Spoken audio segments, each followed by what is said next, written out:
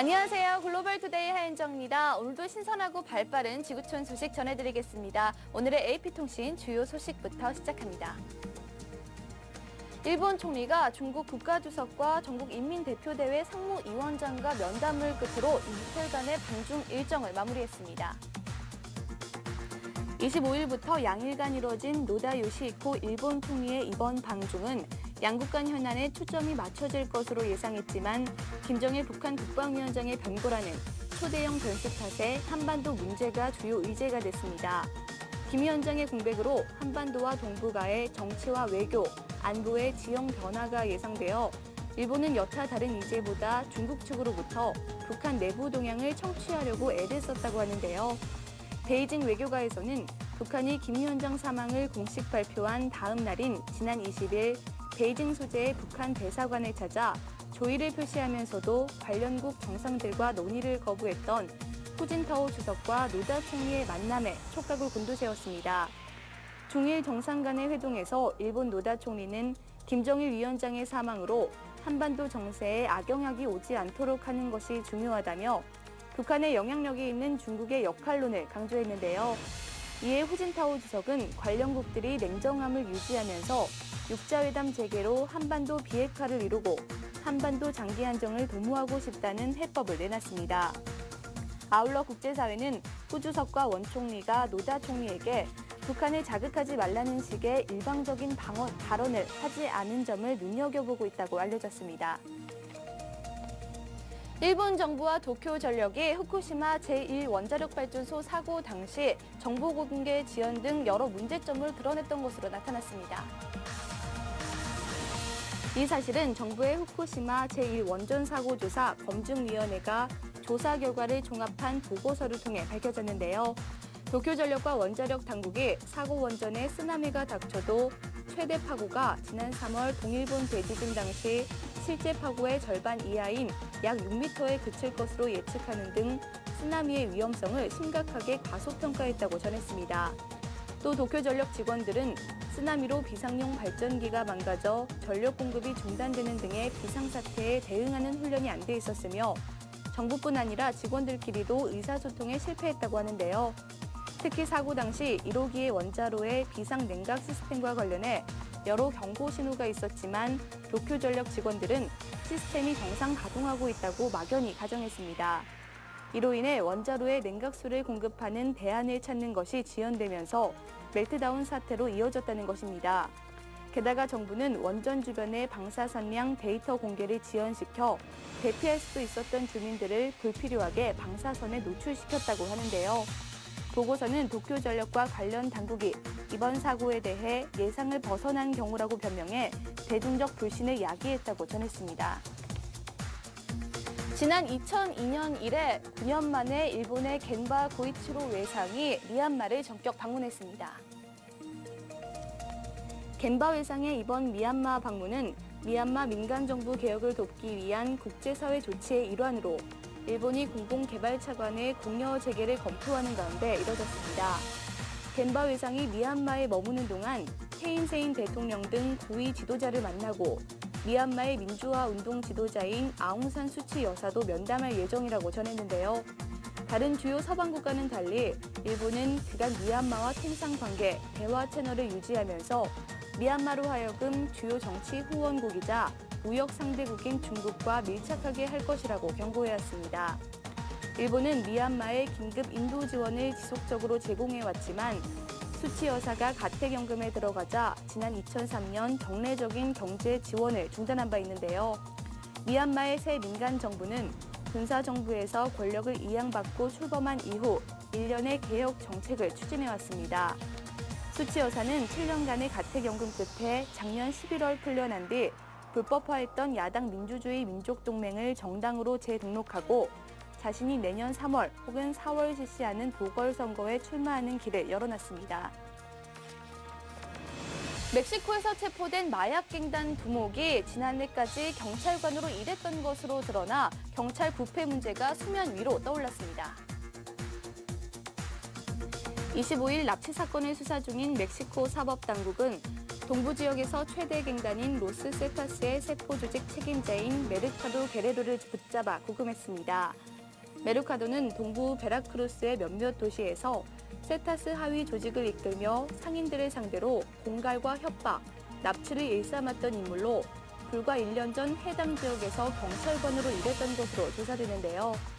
경찰관으로 근무할 당시에는 로스 세타스의 수사 정보를 흘리고 비호까지 일삼았던 것으로 드러났습니다. 메르카도는 협력했던 세포 조직의 두목이 연방경찰과 일전에서 목숨을 잃자 조직 책임자가 되어 본격적으로 갱단 활동에 가담한 것으로 전해졌습니다. 아랍연맹 감시단이 시리아의 홈스를 방문하기 하루 전날까지도 계속되는 진압으로 최소 20명이 숨졌습니다. 26일 시리아 정부군이 홈스에서 반정부 세력에 대해 사흘째 공격을 벌여 최소 20명이 숨졌다고 인권단체인 시리아 인권감시단이 전했습니다. 정부군은 바브 아무르 지역에 사격을 계속해 14명이 숨졌고 인근 지역에 무차별 총격을 가해 6명이 사살됐다고 하는데요. 홈스에서는 정부군 공격으로 지난 25일에도 3명이 숨졌고 바브 아무르 지역에서는 124명이 부상한 것으로 파악됐습니다. 이런 가운데 아랍권 22개국으로 구성된 아랍연맹의 감시단은 시리아의 반정부 운동 거점 도시인 홈스를 방문할 예정입니다. 무스타파 다비스탄 장군은 아랍연맹 감시단 50명과 홈스를 찾아 유혈 사태를 끝내기 위한 양측의 평화적 합의가 실제 이행되는지를 감시하게 됩니다. 이라크 바그다드에서 폭탄 테러가 발생해 최소 7명이 숨지고 30여 명이 다쳤다고 현지 관리들이 전했습니다. 경찰에 따르면 26일 오전 폭탄을 장착한 차량 한 대가 바그다드 시내 내부부 첨사 인근에 한 출입문 차단기를 들이받으면서 폭발했다고 주요 외신들이 전했습니다. 사망자 중에는 경찰 5명이 포함된 것으로 알려졌는데요. 이 폭탄 테러의 배후는 아직 밝혀지지는 않았지만 자살 폭탄 테러는 이라크 내 알카에다의 전형적인 공격 수법이라고 AP통신은 보도했습니다. 미국 철군 완료 이후 이라크에서는 시아파와 수니파 간의 갈등이 심화되고 있는데요. 지난 22일에는 연쇄 폭발 테러로 250여 명의 사상자가 발생하는 등 전국 불안정과 치안 공백의 우려가 커지고 있습니다. 리비아의 독재자인 무아마르 카다피를 축출하는 데 기여한 시민군 수천 명이 내년 1월부터 정규군에 포함될 예정입니다. 리비아의 주알리 국방장관은 25일 열린 기자회견에서 이 계획은 국방을 비롯한 다양한 분야에 혁명군에 포함하는 것을 목표로 한다면서 카다피에 의해 가치가 떨어진 군대에 새 피를 공급하기 위한 것이라고 말했습니다. 압둘랄 내무장관은 시민군이 일손이 부족한 내무부의 요직을 차지하고 노동부를 통해 정부기관의 민간 직종에도 지원할 것이라고 전했는데요. 주알리 장관은 이번 계획에 따라 시민군을 군대와 경찰, 민간 요직에 등록, 배치하는 데 한 달이 걸릴 것이며 이후 수개월간 이들은 민병대가 차지한 유전과 정제소 등 각종 시설을 지키는 훈련을 받을 것이라고 설명했습니다. 아울러 이 훈련을 국내와 국외에서 실시하기 위해 여러 국가와 논의 중이며 대부분의 시민군 지도자들과 계속 연락을 취하고 있어 파벌 간 발생하는 충돌 가능성은 우려하지 않는다고 덧붙였습니다. 리비아에서 군대와 경찰력이 완전한 기능을 하지 못하면서 독재 정권이 막을 내린 이후 민병대는 서로 본거지 다툼을 벌이며 무제한적인 자유를 누리고 있습니다.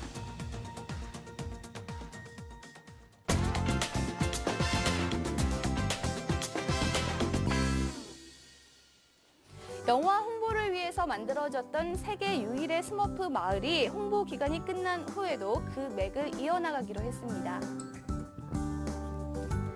스페인 남부 말라가 인근에 위치한 작은 도시 후스카르는 올해 여름 영화 스머프 3D를 홍보하기 위해 4,000리터에 달하는 페인트를 투입해 마을 전체가 파랗게 칠해졌습니다. 영화의 프로모션 행사 기간이 끝나고 다시 마을을 원래 색깔로 도색하기로 약속했지만 영화가 막을 내린 후에도 마을을 찾는 관광객의 발길이 끊이지 않아 결국 현 상태를 유지하자는 결정을 내렸다고 합니다. 스머프 마을은 앞으로 스머프와 관련된 관광 프로그램을 더욱 개발해 스머프 마을로서의 이치를 굳히고 세계적인 관광 명소로 가꿔나갈 계획이라고 합니다. 100년 100년 전 미국 뉴욕에서 에스컬레이터가 처음 등장했을 때 사람들의 반응은 어땠을까요? 지금 확인하시죠. 첫 번째 영상은 어머니가 어린 아들과 함께 에스컬레이터 앞에서 머뭇거리다가 올라타는 장면입니다. 중심을 잃은 어머니가 쓰러지자 효자 아들은 그런 어머니를 끝까지 놓지 않은 채 에스컬레이터를 타고 올라가게 됩니다. 이번엔 3명의 젊은 여성들이 에스컬레이터에 올라섭니다. 하지만 이내 서로 뒤엉켜 우왕좌왕하는데요. 한 젊은이가 재빨리 비상정지 버튼을 눌러 위기에서 벗어난 그들은 에스컬레이터를 계단처럼 이용해 걸어 올라가고 맙니다. 이번에는 두 늙은 신사가 등장하는데요. 두 사람은 에스컬레이터의 앞뒤에 나란히 섭니다. 그때 앞에 서 있던 남자가 쓰러지자 도미노처럼 뒤에 있던 남자도 쓰러지게 됩니다. 이를 지켜본 한 사람이 비상정지 버튼을 눌러 이들은 겨우 구출되게 되는데요. 세대 구분 없이 낯선 것에 대해 호기심 넘치는 사람들과 에스컬레이터와의 100년 전 신고식은 이렇게 치러졌네요. 몸을 벌벌 떨게 만드는 추운 날씨 속에서 사람을 보호하는 다운 재킷 놀이가 큰 화제가 되고 있습니다. 최근 해외 인터넷을 통해 확산되고 있는 이른바 수줍은 다운 재킷 놀이는 어디에서나 쉽게 볼 수 있는 평범한 종류의 다운 재킷과 다양한 일상 소품을 이용해 즐길 수 있습니다. 이 다운 재킷은 주전자, 컵라면, 플라스틱 물병 등 장소를 불문하고 어디든 들어가 숨을 수 있는데요. 옷을 차곡차곡 갠 후 다양한 종류의 일상용품을 안에 구겨 넣는다는 것이 이 놀이의 방식입니다. 이 놀이는 중국 네티즌들이 처음 시작한 것으로 전해지는데요. 이를 지켜본 누리꾼들은 온갖 생활용품을 활용해 남다른 발상과 아이디어를 생각해낸 것이 흥미롭다고 말하고 있습니다. 사람 못지않은 훌륭한 설거지 실력과 육아를 겸비하고 있는 수컷 원숭이의 모습이 공개돼 화제가 되고 있습니다. 사람 못지않은 훌륭한 설거지 실력을 지닌 원숭이의 모습이 공개돼서 화제를 모으고 있습니다. 아기를 등에 업고 냇가에 쌓여있는 양철그릇 안팎을 야무지게 솔질하고 헹구는 모습이 마치 살림에 능숙한 가정주부를 연상케 합니다. 화면 속 주인공은 얼굴에 큰 부상을 입어 다시 야생으로 돌아갈 때까지 보호소에서 치료를 받고 있는 피트라는 이름의 남자 원숭인데요. 설명에 따르면 피트는 사육사가 설거지하는 모습이 꽤나 재미있어 보였는지 이를 며칠간 유심히 관찰하더니 거의 완벽에 가까울 정도로 그 모습을 재현해냈다고 합니다. 세계에서 가장 긴 669개의 직선형 무서운 계단, 상상만 해도 겁나시죠? 지금 확인하시죠. 아프리카 서쪽 남대서양에 위치한 세인트 헬레나 섬. 이 섬의 중심에는 세상에서 가장 긴 직선형 계단으로 일명 야곱의 사다리라 불리는 계단이 있습니다. 총 계단수 669개의 이 가파른 계단은 180여 년 전 농산물 등을 운반하기 위해 만들어져 계단 옆에 철로를 통한 카트 운반이 중심이었지만 현재는 계단만 남아있는 상태라고 합니다. 지역의 역사와 특색이 살아있는 관광 명소지만 워낙 경사가 심하고 세월의 흔적으로 군데군데 난간이 섭실된 부분이 있어 실제로 야곱의 사다리 등반에 도전하는 관광객의 수는 그리 많지 않다고 합니다. 버튼을 누르기만 하면 땅속에 숨어있던 공간이 즉각 모습을 드러내는 변신 수영장이 화제를 모으고 있습니다. 버튼 하나로 마치 트랜스포머처럼 놀라운 변신을 선보이는 이 야외 수영장은 미국의 히든 워터풀스사가 개발한 야외 설치물입니다. 이름 그대로 땅속에 보관되어 있던 물이 광장 바닥의 하강과 함께 밖으로 흘러나와 변형된 빈 공간을 채우면서 수영장으로 모습을 바꾸는 것인데요. 이 업체 대표는 관절염으로 고생하는 어머니가 다른 사람의 도움 없이도 손쉽게 욕조 안과 밖을 드나들 수 있는 방법을 고심하던 중에 개발하게 된 것이라고 합니다. 가사 활동을 위한 도우미 로봇을 개발하고 있는 한 대학팀이 최근 짧은 명령어로도 요리를 하는 로봇을 만들어서 화제입니다. 가사활동 도우미 로봇을 만들고 있는 윈헨 공과대학팀은 최근 로봇에게 윈헨식 아침 식사 준비를 성공시킨 데 이어 보다 복잡하고 복합적인 음식 만들기에도 성공을 거뒀다고 합니다. 일명 제임스와 로지 커플이 만드는 음식은 팝콘과 샌드위치인데요. 이들은 음식을 만들 때 스토브를 켜라 등의 세세한 명령 없이도 스스로 필요한 준비 작업들을 자동으로 분석하고 실행한다고 합니다.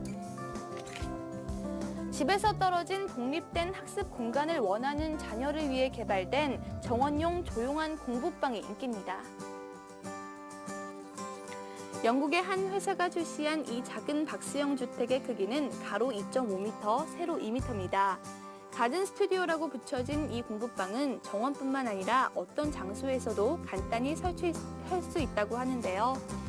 마이크로팟이라 명명된 이 공부방의 내외 장재는 고급 목재 등으로 구성되어 있으며 책상 등을 설치하면 공부방 이외에도 다양한 용도로도 활용할 수 있다고 합니다.